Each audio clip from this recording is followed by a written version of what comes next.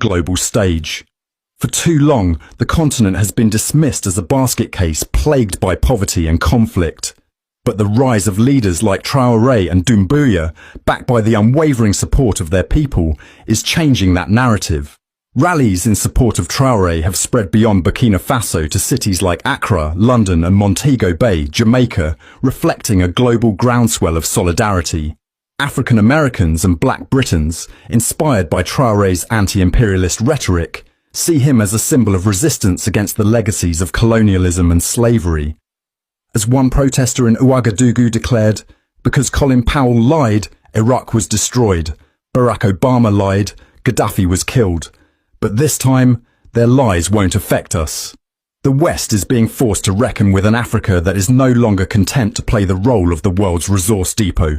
The expulsion of French troops, the rejection of Western-backed institutions like ECOWAS, and the pivot toward partnerships with Russia, Turkey, and other non-Western powers signal a geopolitical realignment. The alliance of Sahel states, with its focus on regional sovereignty and economic cooperation, is a blueprint for a new African unity that prioritizes African interests over those of foreign powers. Guinea's alignment with this movement suggests that more nations may follow, creating a domino effect that could transform the continent.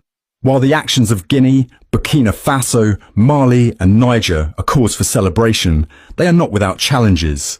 The Sahel remains plagued by jihadist insurgencies, with Burkina Faso alone losing 40% of its territory to militant groups. Traoré's government has struggled to curb the violence, with deaths from militant attacks nearly doubling from 5,621 in 2022 to 6,389 in 2024. Guinea, Mali and Niger face similar security threats, which could undermine their efforts to assert resource sovereignty.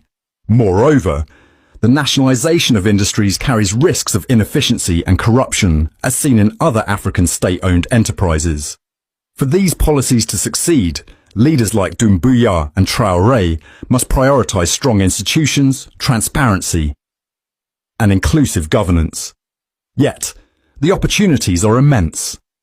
By retaining greater control over their resources, these nations can invest in education, healthcare and infrastructure, addressing the systemic poverty that has fueled unrest. The construction of gold refineries in Burkina Faso and Mali, for example, could create thousands of jobs and boost local economies.